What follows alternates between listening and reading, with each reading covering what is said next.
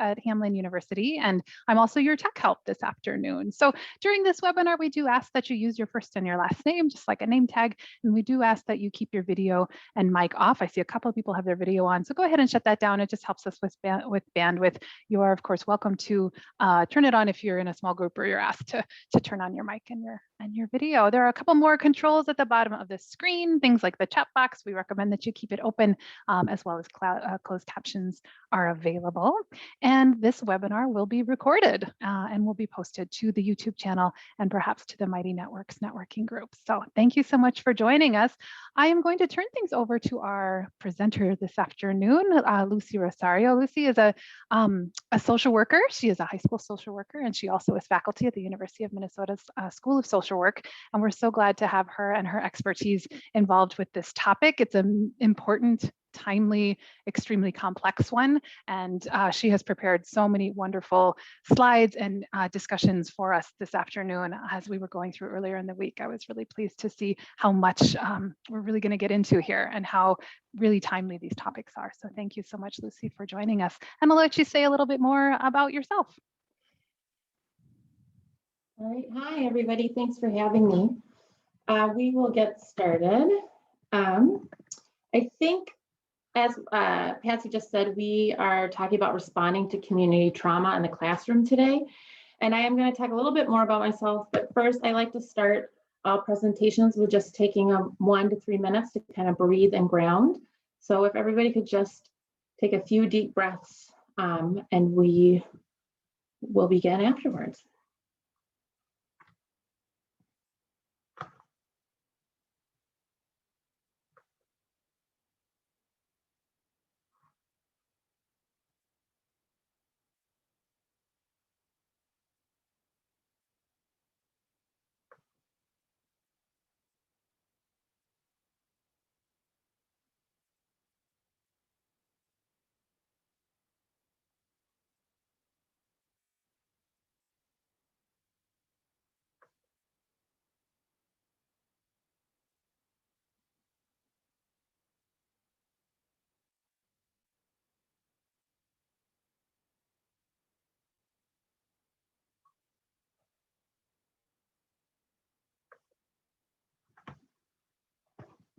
All right, thank you. And then hopefully that was helpful in regulating. I know for me, I needed to let go of the whole day leading up to this point, and it can help focus a little bit.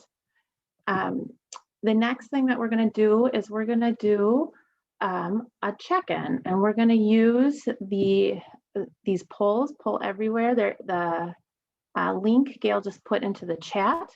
So if you can click on that, and I will pull it up on my screen as well. And for the first poll we're going to do, I want you to click on which picture best represents how you feel right now. So let me pull that up.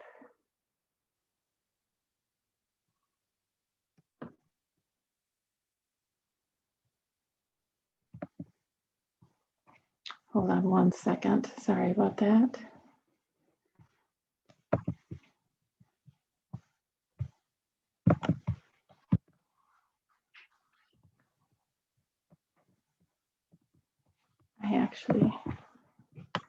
Is everybody finding that okay? If you can put it in the chat. I think I need to sign in.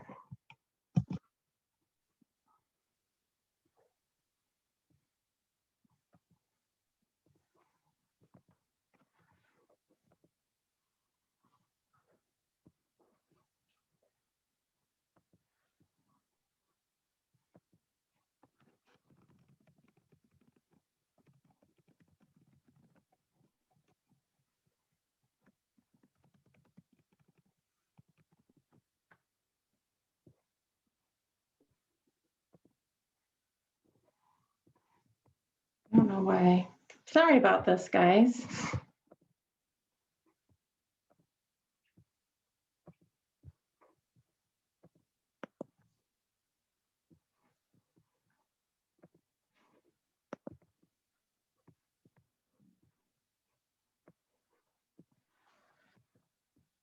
So something's wrong with my computer. I apologize for that. if we can just maybe, instead of doing this, I think it was a really great idea. If you guys can just put in the chat, because I don't think there's too many, maybe one word to describe how you're feeling right now. We're going to do it that way because my great plan didn't work out, which happens a lot in the classroom.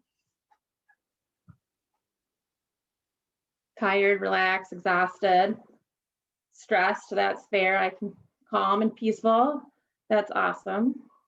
Overwhelmed, relaxed. All right, thank you. We have a lot of peaceful, a lot of stressed and exhausted. Blocked. All right. I think that's, at least for me, working in the schools right now, everybody is just blocked and exhausted. They're ready to move on to the next thing. And then instead of going to my fancy poll, if everybody could just share maybe a few words that describe one thing you're hoping to get out of the presentation today.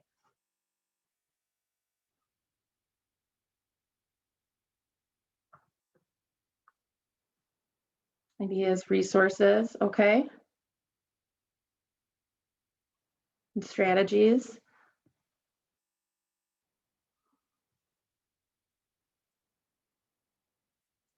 Troubles with work with children and family. George Floyd, it's a huge piece of it for sure.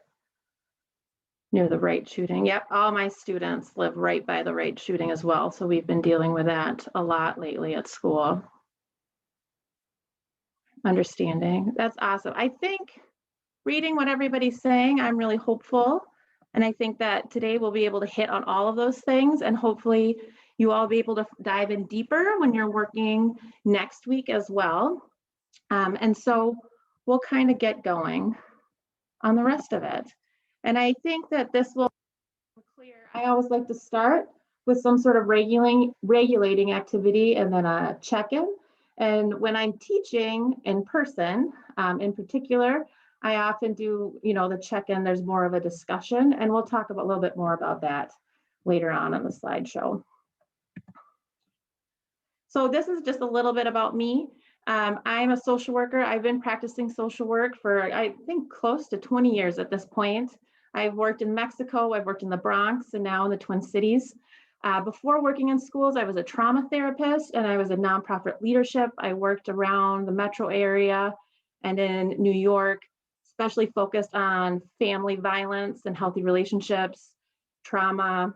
I worked at Domestic Abuse Project and some other nonprofits in Minneapolis. And I also have done some consulting for nonprofits who are trying to become trauma informed. So that's really an area of passion for me. And then right now I'm at Intermediate District 287, working with high school students. And I'm on the trauma leadership team and mental health task force. I'm also gotten really, really involved with the alternatives to suspension and restorative justice initiatives that we're doing. I'm a community faculty over at the School of Social Work at the University of Minnesota. And then I just became a senior fellow at the newly launched Minnesota Institute for Trauma-Informed Education. And up until COVID, I was doing some volunteer work at the border in the shelters for people waiting for asylum in the United States. And then I also, as you can see from the picture, I have 2 kids and 2 fur babies at home. And thank you for the compliment. But trauma and supporting people with trauma in different ways and connection is a huge area of passion for me and something that I think is really important. The more healing environments we can create for all people, I think the better off society will be in general. So I think this is really exciting that you're focusing on this in your classroom. So today we're going to talk about really focusing on some of the basics with trauma, because I'm sure a lot of you have already heard some of this might be repetitious, but it's a good place. It's important to kind of start there and then really look at how to structure the classroom proactively so that you're more easily able to respond in trauma-informed ways when a community or shared trauma happens for your students. And then it also is a good way to structure the classroom to respond as things come up even individually for students, which they often do. So I won't spend too much time on this, but as I'm sure everybody's aware, trauma is just basically an event or series of events or circumstances that create harmful and life-threatening situations and can cause an adverse effect on your functioning. That's kind of the diagnostic way of looking at trauma. And we've learned a lot in recent years that there's a lot of different types of trauma. It can be historical or generational. It can be war, domestic violence. There's developmental, and there's even secondary trauma and community violence, and yeah, just all types. We're learning more and more as we learn more about the brain and how the brain responds to stress. Some of the most important things, though, to keep in mind, and I think this is something that I find myself grounding in every time I'm working, just with anybody really, but the core experiences of trauma are disempowerment, helplessness, disconnection, lack of choice, and feeling kind of stuck in the past. And I think this is important to understand because as you're making these decisions, and what you have to do in the classroom is make kind of split decisions on how you want to respond to things.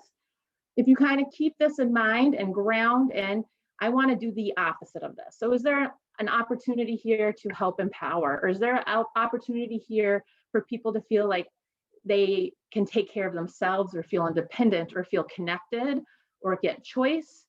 That's always the safest place to go, because we'll talk today, and I'm hoping people will bring up experiences and like specific questions, and you'll just hopefully speak more next week.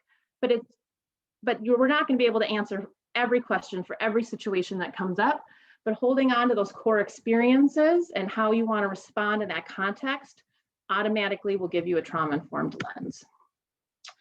And basically what happens with trauma is that we all have this window of tolerance. And so this green line kind of shows you your day-to-day life, right? You have ups, you have downs, everything's fine.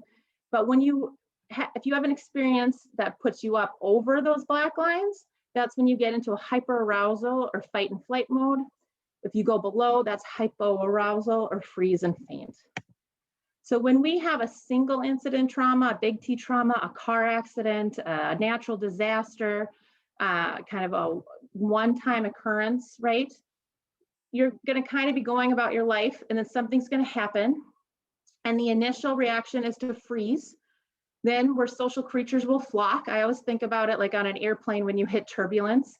I have a tendency, I look to the flight attendants to see if they're panicking, and like the other passengers on the airplane.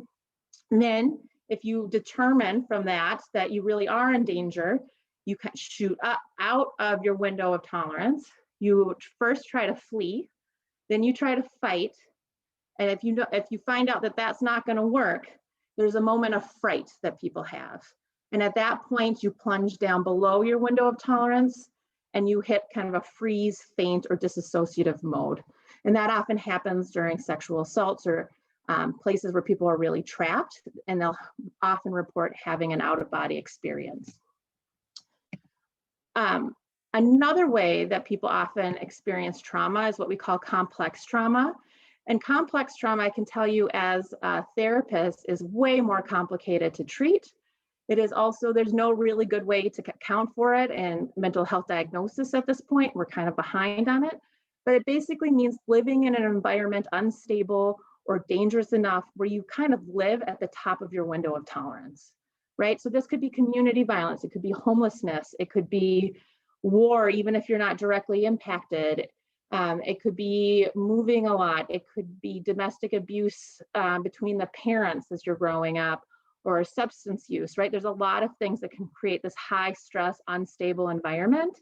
And what we know now is that actually creates the same symptoms and looks very similar to a big T trauma. And what we also know, and what I'm sure is true in a lot of your classrooms, is it's not just one or the other, but oftentimes people will have complex trauma, and in there we'll have some big T trauma events that happen as well. And then this is just kind of some of the different symptoms, but basically with trauma, what happens is that stuck in the past is that your brain thinks that you're not safe, and you've learned that the world isn't really a safe place. And so you're kind of constantly in that hyper or hypo-aroused. So you might be hypervigilant, you might have high anxiety, nightmares, you might feel hopeless, you might feel numb, that would be the hypo-arousal, loss of interest, some depression or anxiety, pain or headaches. It's hard for your body to heal when your stress response system is always going at full blast. So I've had a lot of clients that like sprained their wrist 5 years ago and still have pain because their muscles just haven't been able to heal yet. So there's a lot of somatic symptoms as well. And the other thing to keep in mind is that trauma doesn't impact everybody the same. There's a lot of different factors. So two people can have the same experience and respond in very different ways. And it depends on the exposure, it depends on your own mental health, it depends on your relationships, your kind of what we call protective factors. It's a very complex web that dictate how people respond to different events. And so you can't make these big brush. You hear a lot where it's like, well, this happened to me and I'm just fine. And it's way more complicated than that. And so you have to take each situation uniquely. And so ultimately, I mean, I think to me, it seems pretty obvious why this is important. But what we do know, and I'm sure most people, this is pretty well publicized, right, is the adverse childhood experiences. And basically what they did is they went through and they looked at 17,000 different people and kind of the experiences they had in childhood and their long-term health, the health impact. And what they found from this is basically the more ACEs you have, the more health issues you have later on in your life. And it lowers your life expectancy, actually. And so this was pretty huge when it first came out. One thing, though, is that it was primarily white families, middle to upper middle class on the West Coast. So it didn't really look very holistically. It was only focused in the home. There was a Philadelphia study, which I personally don't think gets enough attention, where they did a similar study in Philadelphia. They added community level stressors. So around witnessing violence, feeling discrimination, bullying, and they found that the number of ACEs that people had greatly increased once you started to include some of the community stress and had the same impact on their health, basically. So what we know now is it's not just about a few core things that are happening within the family system. There are lots of environmental factors that can create that complex trauma or developmental trauma impact that make people live kind of on the top of their window of tolerance and feel unsafe. And so that's one thing that I really like about this image, is that it looks at the environment, at the community, and within the household.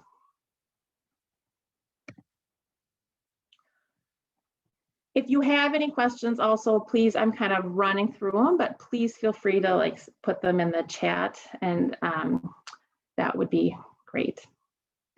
So with that piece of it, what we know now is that it's less, I like to talk more about stress than just trauma, because it's much more complex than a single traumatic event. And it really all comes down to our stress response system, and that we all experience stress. And so there's a lot of positive stress. That's actually how we get things done. It's motivating. That's where we get the energy to pull an all-nighter before a paper is due.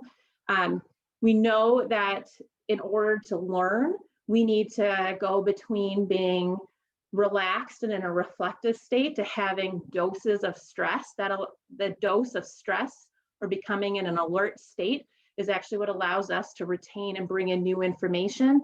And then when we're calm and reflective, that's where we're able to put that information into long-term memory. So it's actually really helpful to have little periods of stress in the classroom.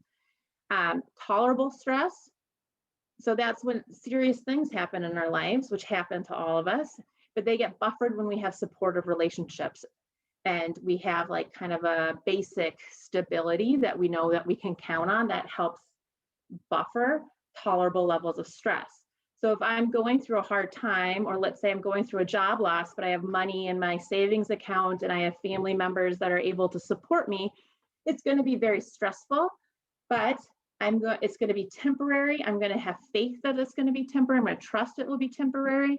And overall, I'm probably going to leave that without feeling any kind of lifelong issues because I had those protective factors. Whereas if I didn't do it, that would be much scarier and could really fall into toxic stress. And that's when you have this activation of stress. It's a prolonged activation of stress, and you don't have the protective or the relational factors. So it starts to really impact your well-being. So this, this comes from Bruce Perry's work. You can see more of it at childtrauma.org. He also wrote the book, The Boy Who Was Raised by Wolves. And his work is really great when it comes to our stress response system. And he basically took the brain and simplified it into this kind of triangle that has the brainstem, diencephalon, limbic system, and neocortex. And it's important as we understand trauma to understand the brain, and that our brain develops from the bottom up and from the inside out. Also, the brainstem is the dumbest part of our brain. Basically, that's our reptilian brain, our fight, flight, freeze, survival brain. And the neocortex, the cortex, the top of our brain, that's where we can, think about consequences, analytical thought, reason. And all messages, sorry, I jumped ahead too soon. All messages that we get go on through the brainstem into the diencephalon, which is kind of where we take care of our basic needs, to the limbic system, where our feelings are, and then to the cortex. So me talking to you right now, I'm having a thought up in my cortex. It's going down through my limbic system, which is how I'm feeling right now, through the diencephalon. So the fact I'm a little bit hungry, so that might be impacting what I'm saying, out the brainstem, out my mouth, and then going up. So then it goes through your brainstem all the way up to the cortex. So if your brainstem is dysregulated, that's the reason for the breathing.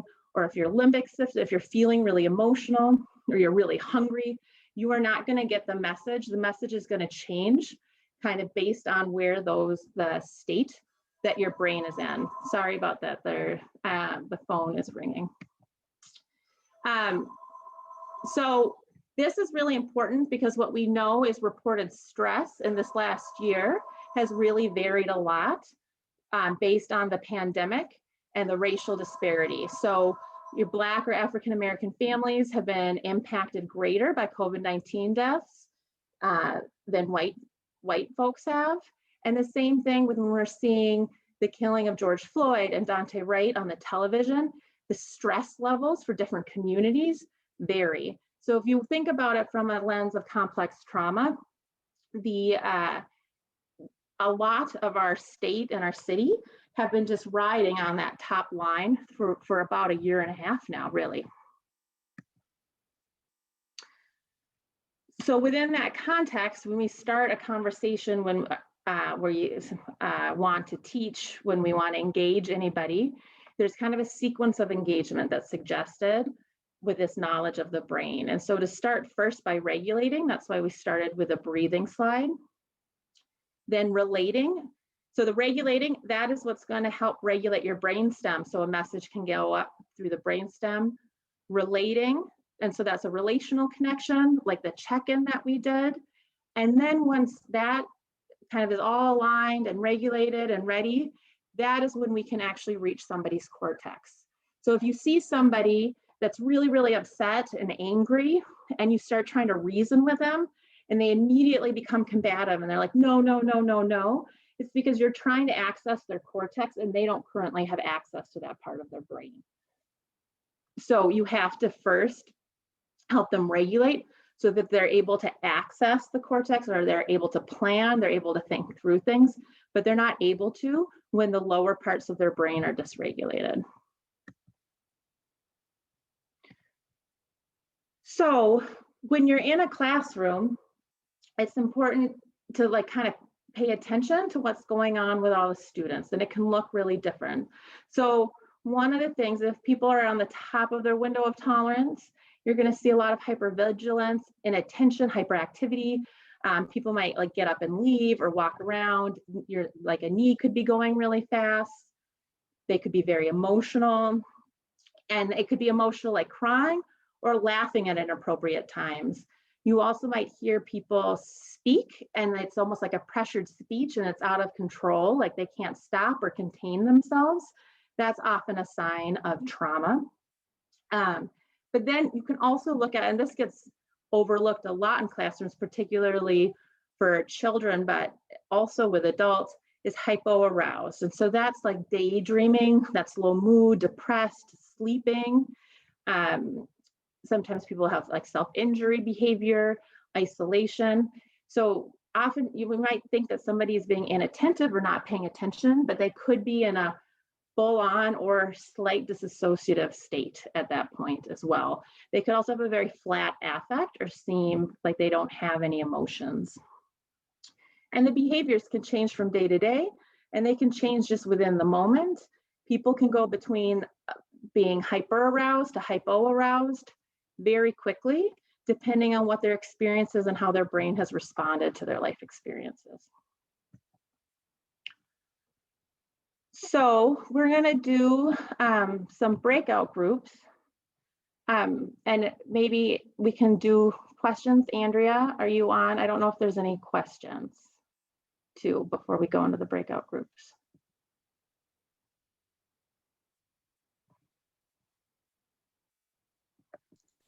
I haven't seen any questions yet, but we could pause for a moment and see if anybody has questions about what you talked about before unpacking this.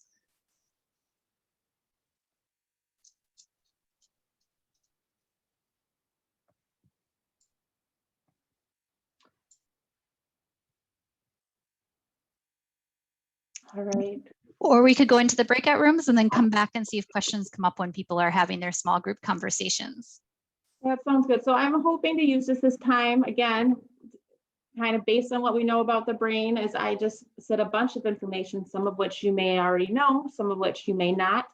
And just to take a moment in your breakout spaces to talk with your peers about maybe what you've noticed, what rings true to you, what you've observed in the classroom.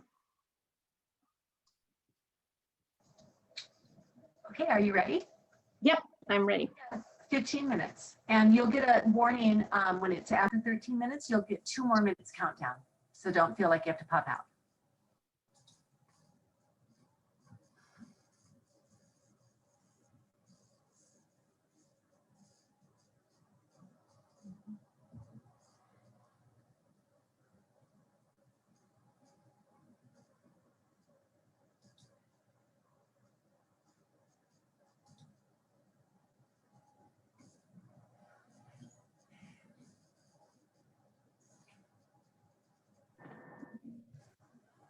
Hi, Gail. It's Maya. Can you hear me? Oh, hi, Maya. Yes, I can. I'm so sorry. I need to jump into the car, so I'm going to try to hop in from my phone. No problem, Maya. Great. Please concentrate on driving. You're good. Yeah. Well, I'm still trying to bring it up on my phone, and I just opened the link from your. We can put you in there manually too if you're trying to manage on your phone, Maya. I'm not in the car yet, so. Oh, okay. Let us know. We're happy to help. Oh, good. There I am. Okay. You got it? Great. Yeah. Yeah. And then I'm just going to listen in for the first breakout session, and then maybe I'll just put me wherever you want to, but I probably won't be able to talk. All right. We'll just put you in. I'll just put you in one of them here. Okay. Thank you. Mm-hmm. Gail, I'm going to step away for just a second. Okay. Sure. You good? Okay. Did you stop the recording? Oh, no, thank you. Uh-huh. Bye.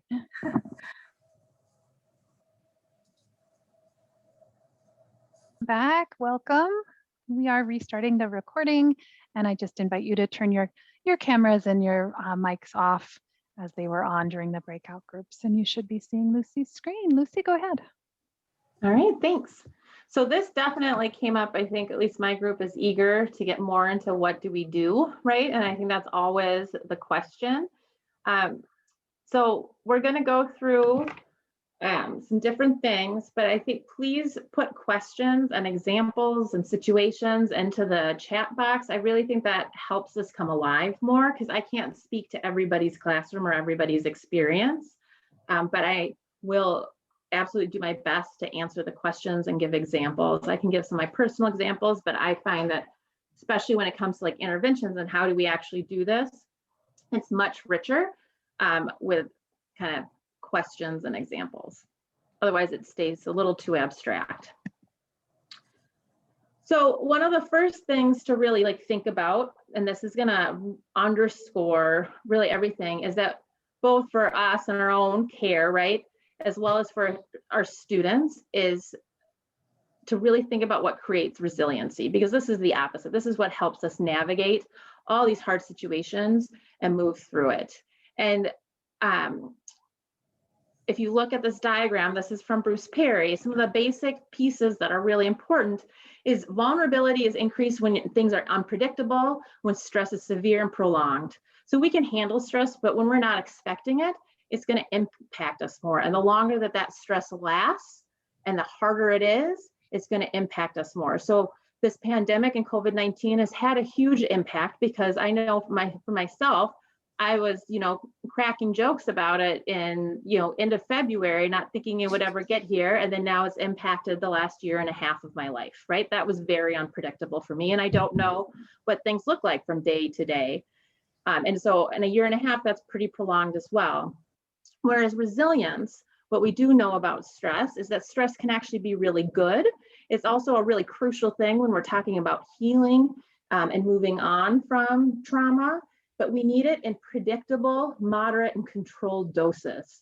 So when we're doing trauma therapy, for instance, and people are talking about their traumatic experiences, we're doing it in a way where they know when they're going to be talking about it. It's never a surprise. It's moderate, so it's like it can kind of be within their window of tolerance. There's a sense of control because they're with a trusted person that's going to help them and support them if any negative consequences come up. So that is what helps with resilience, is when we're able to do predictable, moderate, controlled stress. So to be proactive, we really want to work on creating an environment in the classroom that is healing and fosters resiliency. And so this is going to help us be better able to respond when community trauma and different events and personal events happen. So a huge piece is the more you can focus on relationships. So the more that you can create a space where the students know each other, they know you, there's some trust that's been built, the easier it is going to be able to respond. It's also very, very important to know what your role is and what your limits are. I think it's so hard in the helping professions, and especially, and we'll talk a little bit about vicarious trauma and secondary traumatic stress, but particularly with vicarious trauma, or when you're really kind of feeling the work and it's feeling really hard and it's really heavy, one big warning sign, and I know I tend to do this, is to feel very overprotective of everybody and want to be everything for everybody. And so it's important to know kind of where your role ends and when to bring in other people for support. And then, as we were just talking about, to know what to look for in students. So when students might be super zoned out, or when they might be dysregulated, and to be able to be responsive and to not personalize it, so that you're able to respond in a helpful way rather than kind of getting angry and frustrated. Because that's one of the worst things that we can do, is to personalize and get angry and frustrated. Although it's one of the most normal things. I've definitely snapped before, but you really want to be aware of that and to think, okay, this is probably not about me. This is probably about the amount of stress in their lives and what's going on. So the safest environment we can create is an environment that has high structure and high warmth. This is kind of goes across, I've seen people talk about high structure and high warmth in a lot of different fields. And the great thing about trauma-informed principles and trauma-informed care is it's actually good for everybody. We don't actually need to know if people have been traumatized or what their story is. We all do best in an environment where there's enough structure so we understand what's going to happen. We know what's expected of us. It's predictable. We're not worried or scared. And where there's warmth and you feel cared for, valued, and seen. I mean, I would be hard pressed to find somebody that doesn't think that that's helpful, right? So if you get too low on the warmth, that's when it starts to become punitive. Or if you have no structure or warmth, it can be very unpredictable and neglectful. Or all warmth and no structure, which is what I tend to find. I know that's where I'll kind of lean sometimes, and that can be really unpredictable. So sometimes it doesn't feel good to have to be firm, but we need to do that to also show that we've got it, that we're creating a structure that we can create a safe environment and keep everybody safe. One example where this really rang true for me is that I was working in an elementary school and we were doing Toys for Tots, and we went to go pick up all the presents. And I was waiting in this warehouse, and they had made a waiting room out of boxes. That was the walls, right? And I went to go lean back against the wall because we were waiting for a long time, and the boxes were empty and the wall almost came completely down on me. And so I didn't feel contained. There wasn't any structure. And the whole time I was in that waiting room afterwards, my heart was just kind of beating. It's like I couldn't trust the walls. I couldn't trust the structure. And I was very distracted the rest of the time. And I just thought, well, this is really interesting. And so now I always think of those boxes when I think about structure. So the structure that you can kind of create in class that's going to help you be more responsible is really grounded on the sequence of engagement. Because when you're teaching, you need to be able to activate the cortex and the thinking brain. It's really great.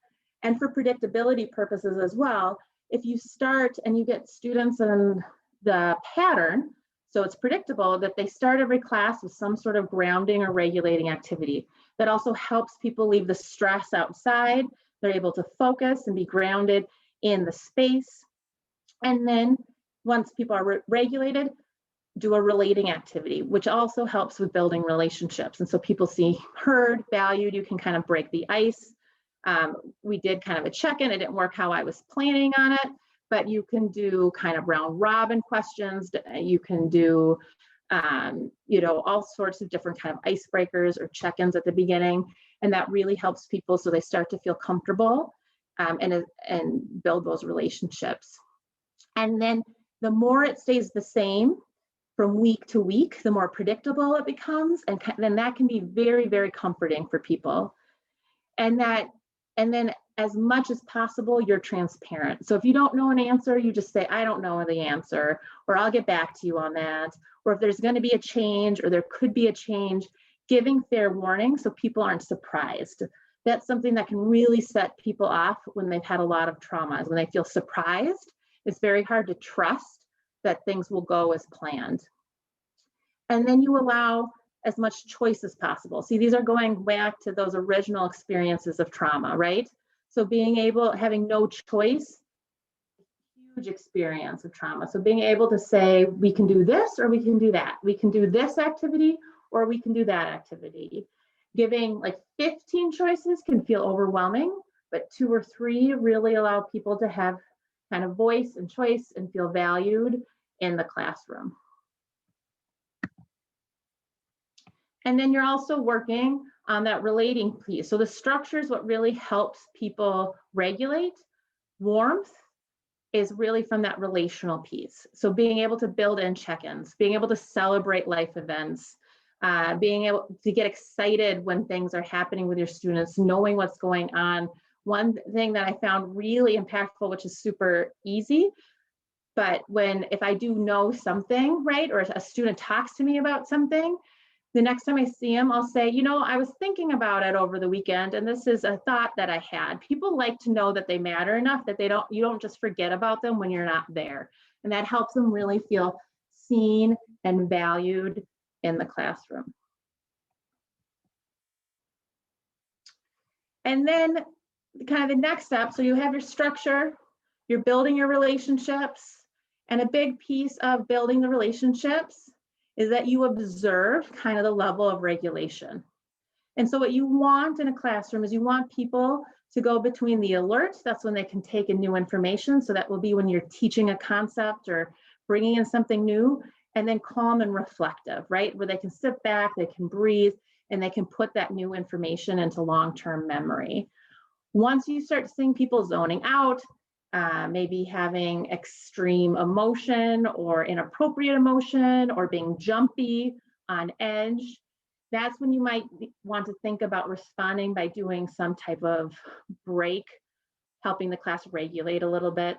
Even observe, it seems like people are more on edge right now. Why don't we take some deep breaths together? Why don't we stretch? And kind of take a moment to respond to people.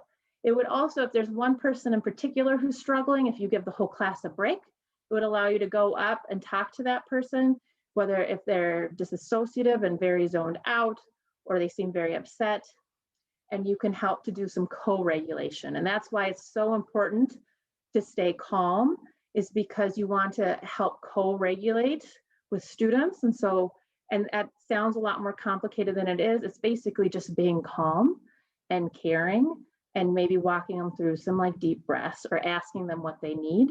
And that's basically what it is, as long as you yourself are calm. So here's some ideas and strategies for grounding dysregulated students. Andrea, would it be a good, I see that like chat box is going. I don't know if we should stop and do questions or wait. I was going to have you stop right after this slide and just let Okay. you know some of the questions that were coming up. Yeah, great. Well, I'll just leave it up because you can look through it. You'll notice as you look through it that it's really based on the senses, because when people are dysregulated, particularly related to trauma, what you want to do is bring them into the here and now and back into their bodies. And that the best way to do that is through our senses. Scent in particular is very powerful, but I wouldn't use it unless you know for a fact, like a student has said, the smell of lavender helps me, because scents can also be triggering as well. So you really want to be able to have that conversation first. But like movement and walking, hearing, so that even going up one-on-one with a dysregulated student and saying, I'm here, are you okay? Can I help you? Let's breathe. Rhythms are huge, and you can think about it like drumming, you can listening to music, tapping, and I can go through a few more before we move on as well. All right, Andrea. So one of the comments that came up in the chat was from somebody that said, I'd really love some empowering resources to share directly with students about the impacts of stress and trauma on learning, because some of them are beating themselves up about their academic performance and lack of focus. I want them to recognize the amazing work that they're doing. And then somebody else echoed that, I've talked about trauma with intermediate and advanced students, but would like to be more specific about what trauma does to thinking. I think that's really great. And I find what I found, and this works with like my high school students as well, and some of the adults that I've worked with in the past, that some of that psychoeducation can be really, really helpful. And to just talk about, I think these slides will probably be available, but I've used that diagram with like the brain and kind of the inverse triangle, and talking about how, all the messages have to go through what I like to call the dumbest part of our brain. So if we're feeling dysregulated, which is very, very normal, right? The messages aren't going to get through as easily. I don't have a slide with some books and resources like at the end of it, but there's this other kind of flip book that I have that has a lot of different images that I use all the time with students and clients when I'm doing kind of psychoed around trauma. And I don't know, maybe Andrea, I could send you that information and you could send it out, because it's just visuals and it's really, really helpful to show. And I've used it with 10-year-olds before. I think it's really accessible if you're using the right language with them as well. Fabulous. Yeah, if you have anything that you want to send on, we'll get that sent out with a follow-up email to people. And I know that the facilitators for the discussion about this next week are also going to be sharing some resources that they've created specifically for ESL learners too. Perfect. Yeah, and this is heavily like visual, so you can use like whatever language you want to use with it.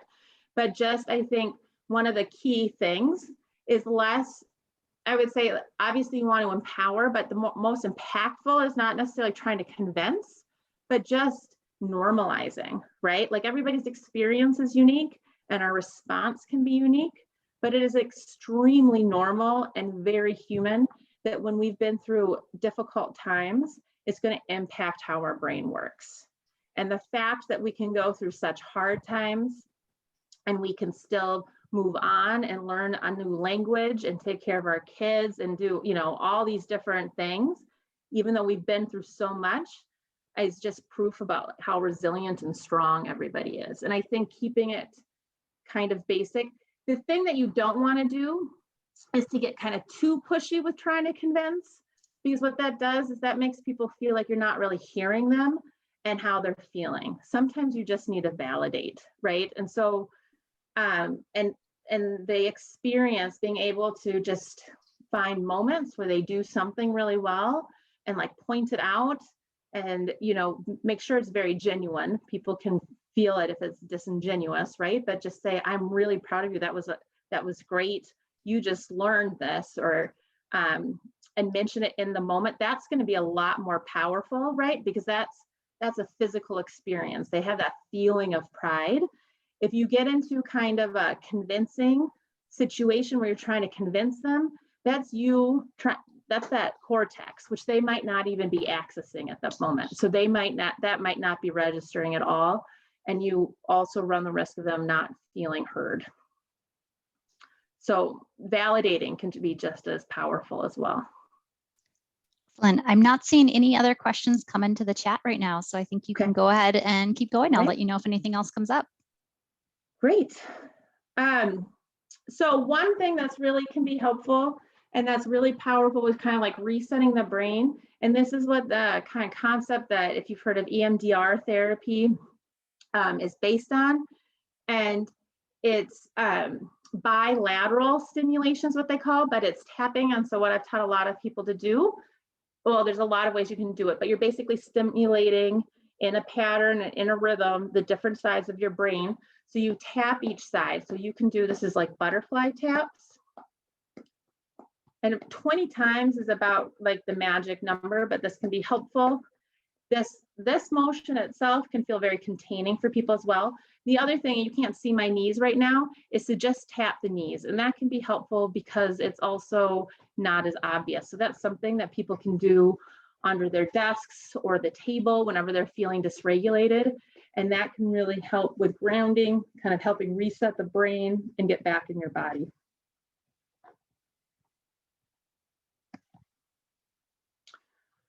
So when something happens in the community, the pandemic, when we see somebody get killed by police on TV, when I know in my group, we talked about, you know, people are living here, but they've been through a war and that war is still going on. So they're getting news and updates and seeing pictures, right?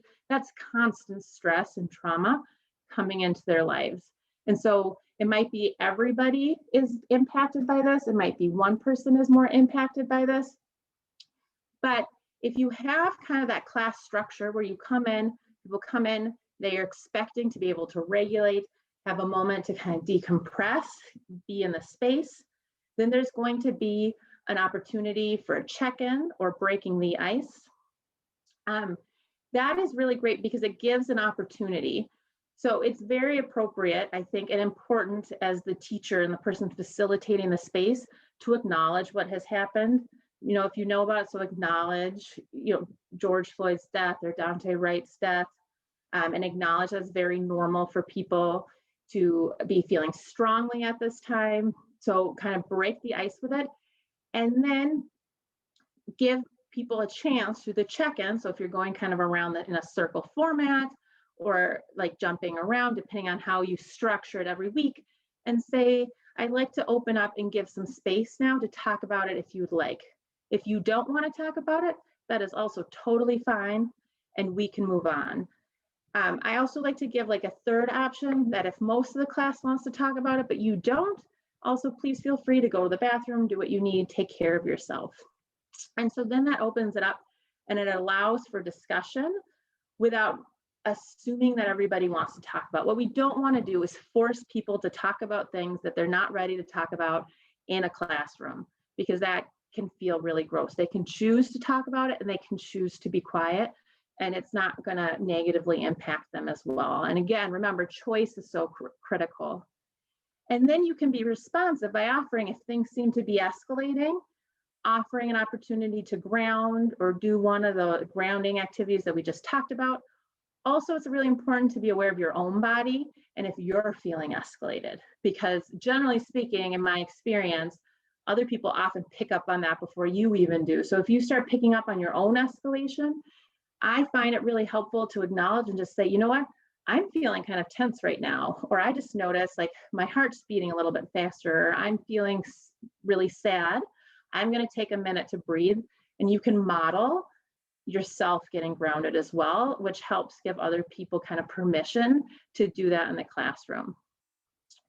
And to really be ready that if nobody wants to talk about it, to move on. I know, so I teach at the U, and the students at the U, I teach on a Saturday. So when something happens and it's a social work school, they have been like forced to process 15 times by the time they get to me, and they just do not want to talk about it anymore or be put in the position where they feel like they have to talk about it. So making sure that you have the choice and that it's built into the structure so that your class still feels predictable and safe, and that not everything in their life has been turned on their heads. Then also come prepared with agency or community resources, depending on what's there. I know a lot of the teachers that I work with, if they're really worried about a response, and I have a really good relationship with the students in their class, I sometimes even come in, or I'm kind of on call to be ready to talk to people if they need to. But allowing people to, to try and help connect them to resources if they need more than what's in the class.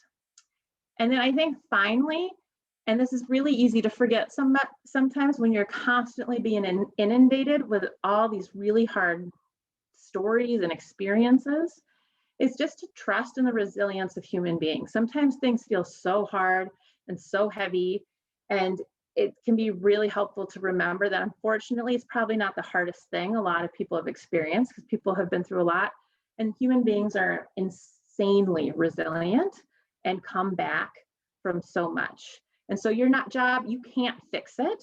Your job is to support and to create a safe and predictable environment that they can come to and get a break. Sometimes people come to class, they come to work because they just want a break from dealing with what's going on. So if there's any questions around like examples of ways to kind of apply that, I think that would be helpful in kind of illustrating it, or if that answers a lot of people's questions. Otherwise, we can move forward.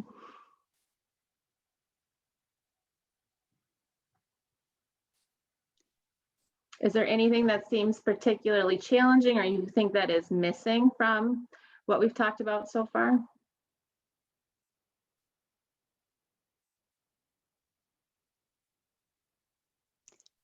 So in the chat saying, I've had some students resist our moving on because they think we are uncomfortable talking about uncomfortable topics. So is there any phrase that you might use to diffuse that, or any response for that? Mm-hmm. Or to do it, or to address it?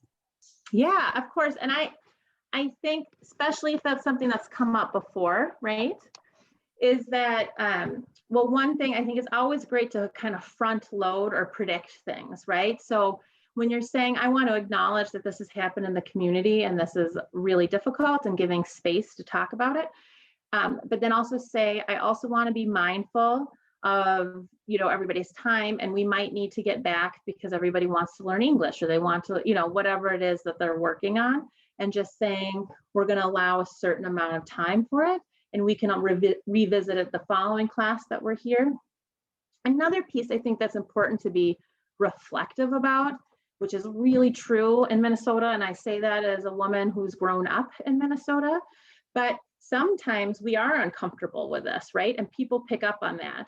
And there's nothing wrong with saying, yes, this does feel a little bit uncomfortable, but it's also really important. And so let's talk about it, and to be able to even model breathing, but making sure that you have a reason. Are you moving on because you're uncomfortable, or are you moving on because you need to move on for whatever reason?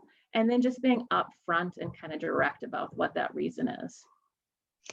And then another question in the chat, wondering how can people express themselves if they don't have the words for their emotions? Mm-hmm. So thinking about, ESL learners who are in the process of beginning their language journey, how can they thinking they should be exposed to words for emotions so that there is common ground. So any thoughts about working with ESL learners who might have limited language skills?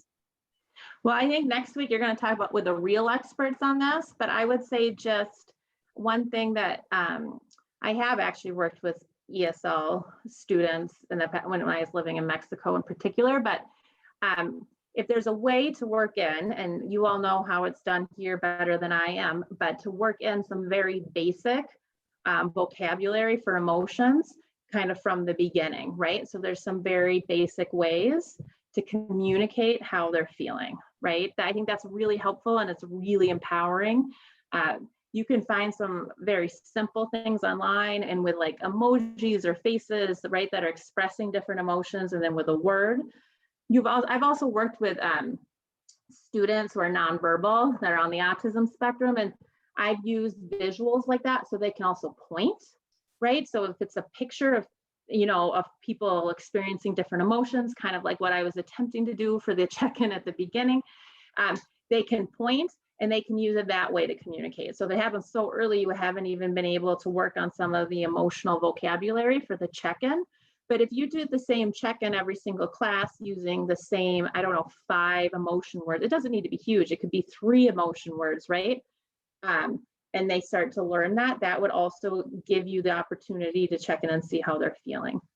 With how to respond, obviously, if everybody's speaking a different language and you're not necessarily going to be able to talk about it, but again, talking about it and processing it, right?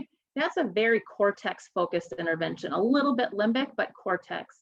Most regulating and connecting can happen non-verbally, right?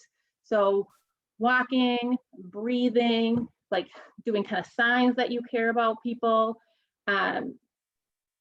People can connect in ways that aren't necessarily verbal. So you might not have this big discussion about what happened to Dante, right? But you might be able to, using visuals and different things, have people kind of check in and say how they feel and do some community breathing. One thing I really like doing in groups is doing like 3 deep breaths all together so people can hear each other breathing. And there's a connecting experience just in that as well. All right, I'm not seeing any other questions coming in right now. Okay, great. And we got a little time so we can keep going. All right, so I'm going to talk a little bit about compassion fatigue, because you can't do anything trauma informed unless you're really paying attention to yourself and where you're at. And it's particularly important right now, given the last 1.5 years, we're all more vulnerable. Everybody's talking about with going back to schools, everybody's coming back with an ACE, or there's a lot of that conversation, at least in my field right now, about coming back to work. But we're all at increased vulnerability after the last 1.5 years, and that's not taking into account anything else other than the pandemic. So people talk about compassion fatigue a lot. The thing that gets confused is it's actually an umbrella term, and it can be, and the term compassion fatigue can be put in instead of kind of like the accurate words to describe the different types, right? And also people can use the term burnout for all the different aspects of compassion fatigue, but there are different types that require different things and are different experiences, and that's really important to understand what's going on with us and what we need. But overall, compassion fatigue is like a cumulative level of trauma, right? It's listening over and over again, and it's not even, if you're not even being told, you don't need to know the story, but trauma happens oftentimes in relationship, and it gets reenacted in relationship. So you can be, being part of like somebody reliving a traumatic experience without even knowing about it. It happens all the time at the school where I work. And you can kind of get sucked into some of these patterns. And so your body can feel it without your brain or your cortex really even realizing it. Again, because it's kind of the first thing to get shut off and the last thing to go on. So there's all sorts of stuff that we experience and are communicated through our body and our physical experience that we cognitively and intellectually aren't totally aware of. Burnout is basically exhaustion. And we use that term for everything. But oftentimes with burnout, you're able to take a vacation and feel better, or you're able, it's really concrete. You work with a supervisor or somebody else to address what your workload is, or the institutional threat, is like the institutional stress of what's going on where you're working or where you're volunteering. But it's not necessarily trauma related. You can get burnt out in any profession, in any experience. If you have too much on your plate, you can get burnt out. It doesn't necessarily need to be connected to trauma. Secondary traumatic stress, or STS, people refer to this a lot. And this is when, this tends to be more acute. This is when you've heard or been secondarily exposed to a trauma. So somebody's told you about it. Maybe you've seen like a video, or you've seen something on the news, and then you actually will get the symptoms of PTSD. It really mimics it, even though you didn't firsthand experience that trauma. So there was, and I'm not going to go into details because it would be too much, but I was doing trauma processing with a client of mine, and we went through a really terrible experience, and she was talking about a lot of her different senses, and I could actually kind of like taste it and like hear it and like feel it, and I started having like nightmares about it for a little while afterwards. That was secondary traumatic stress. I was starting to relive my client's traumatic experience, right? And I was having to process through that and how it like deeply it impacted me. And so that can happen. Vicarious trauma, and sometimes I like to think of this as secondary traumatic stress is like big T compassion fatigue, right? And vicarious trauma is more like complex trauma. This is when you've heard so many negative things or seen so many negative things that slowly your view of the world, kind of your hope, faith, spirituality starts to get disrupted. And I've had a few instances throughout my career where I've had really kind of severe experiences of vicarious trauma. And for me, it feels like this big dark cloud floating in. And I lose my optimism. I lose my hope. It's when all the stuff we're hearing kind of builds on each other, and we start to forget that people are resilient, or that there are good things, or to believe the best in the world. There can be a loss of faith. There can be a loss of meaning. That's vicarious trauma. It's less obvious. It can kind of sneak up on you, but it happens, and it can really impact just your satisfaction and like love of living, really.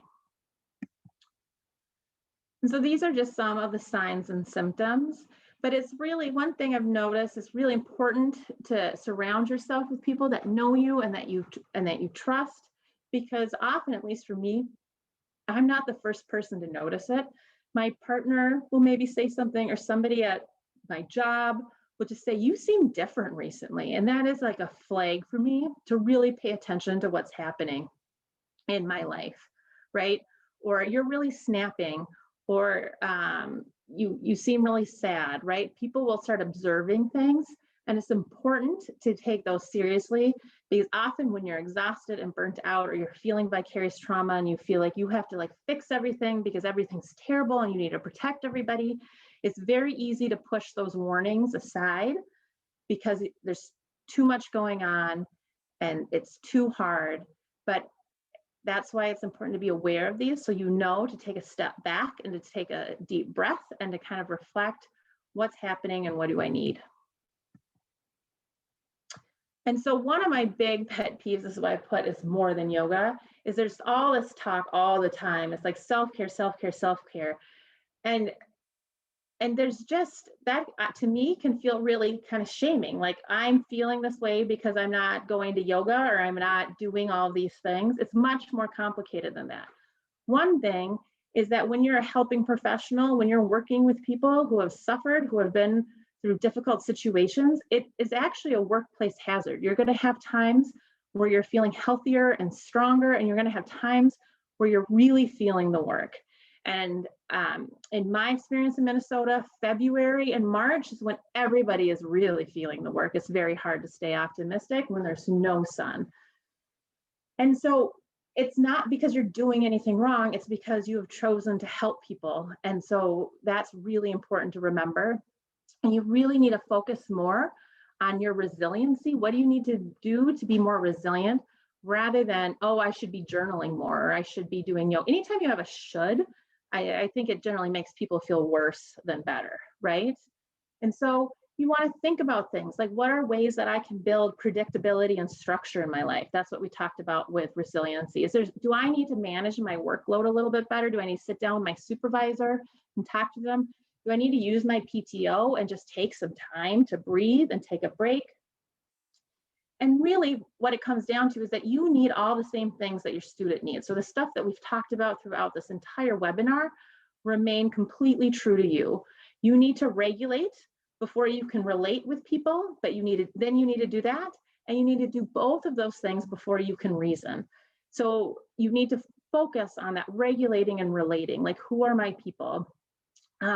Creating structure and predictability. If you're constantly stuck in this pattern where you're reacting to everything, you're never going to get a chance to feel regulated and stable and safe. So how can I create a little bit more structure in my life? What do I need to do that? And then also nurturing yourself, and not just one way or another way, but think about yourself as as a whole human being. How are you nurturing yourself emotionally, physically, socially, spiritually? There's a lot of different ways that we can nurture ourselves. And then here's another thing that Bruce Perry put out right kind of at the beginning of the pandemic. And one thing that was really hard with the pandemic is all the structure and predictability we had went out the window, right? Like, everybody was at home, kids were at home, schedules were totally different. Nobody knew how we were going to do it. I ate a lot of my COVID snacks really early on, right? So trying to find ways, like a daily structure, waking up at a certain time, we're going to have breakfast at a certain time, this is where I'm going to work, creating structures where you can, trying to find creative ways to reach out. I mean, you saw a lot of people just naturally doing that in the spring with, Zoom, and then people got exhausted of Zoom. And then there was a lot, outdoor things, or talking on the phone, or like, how are different ways that we're going to connect, even though we're dealing with a pandemic that has us all completely separate. So this is, instead of a self-care plan, I like to think of like a resilience plan or resiliency-focused self-care plan. So here's an example of one that I've seen used before, that I've used before. When you really are trying to think of yourself as like a whole person, and what are different ways that you're nurturing yourself in these different areas. And you're going to go through phases where you're spending more focus and more time on like spirituality or your environment, right? That's that structural piece, the boundaries. So do I have healthy boundaries with people? Do I have the structure in my day-to-day?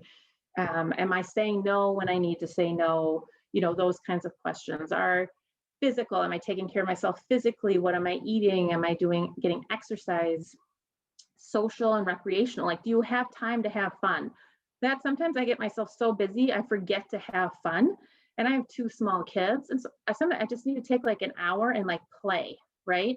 Because that nurtures and feeds us as well. And I think it's always, and I am a therapist, so I'm a firm believer in it, that sometimes the impact of this work, you do need your own therapist to work it out. At least that's what I found to be really helpful, and to like check in and to talk about things and to process through things. So I have my own space where I'm not caregiving that person. Right now, pretty much in all the spaces in my life, I'm in a caregiving role, whether it's at home or it's at work, I'm taking care of other people. I do think it's helpful also to write these things down. I did this back in the fall. I wrote, like, in these different areas, wrote different things down. And I realized that everything involved being outside in warm weather. And so and that gave me an opportunity to really think creatively, that as the weather got cold and the sun wasn't out as much, what are some ways that I'm going to replace, right? So if my physical, like me taking care of myself, is going on walks, biking and running, what am I going to do when it's too cold for me to do that? And for an example, I started like ice skating a lot more and cross country skiing. I still went on walks a lot. So being able to predict what the different barriers or roadblocks are so it's not taking you by surprise. And one of the strongest things I think is in that spirituality, but is meaning making. When we start losing, like, why do we do this? Our why, what's the meaning of this? Like, that is when we can really slip into vicarious trauma. There's a lot of books about this that I think are helpful, and I'm forgetting the name of one of them. Eli, and I can't forget his last name, but he was a survivor from the Holocaust. You guys will all know his name. He's very famous. He wrote a book, like A Man's Search for Meaning, around meaning making. And like, as that's a huge piece of trauma healing, is that when we get to kind of the end stage, it starts with safety and stabilization, then you can process the trauma.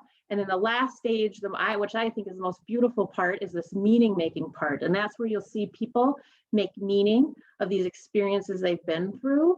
And it's this huge piece of healing. It's what we call post-traumatic growth. And it's really an amazing thing to witness. And in the end, the best thing to combat all of this is compassion satisfaction, right? So when we lose that satisfaction, like, this is why I'm doing it, this is the meaning, that's when we're much more vulnerable to the adverse effects. So when we're feeling fulfilled and that what we're doing is meaningful and valued, that creates resiliency right there. So I know there is I saw some comments in the chat. I'm not sure if there's any questions or anything. I think we have a few minutes. Yeah, we have a few minutes if anybody has any last questions about the big topics that Lucy was talking about.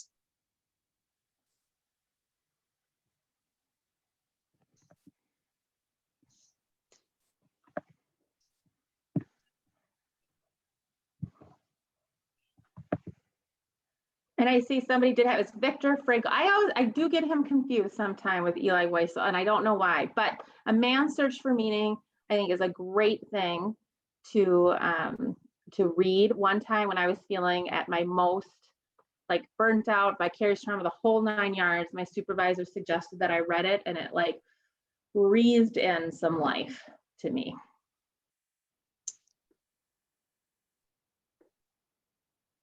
All right, I'm not seeing any questions. Oh, there are some questions. So is the flip book by Fisher? Yes, you are correct.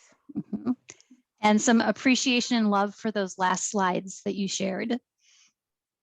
Yeah, ask for help, I think, is really important.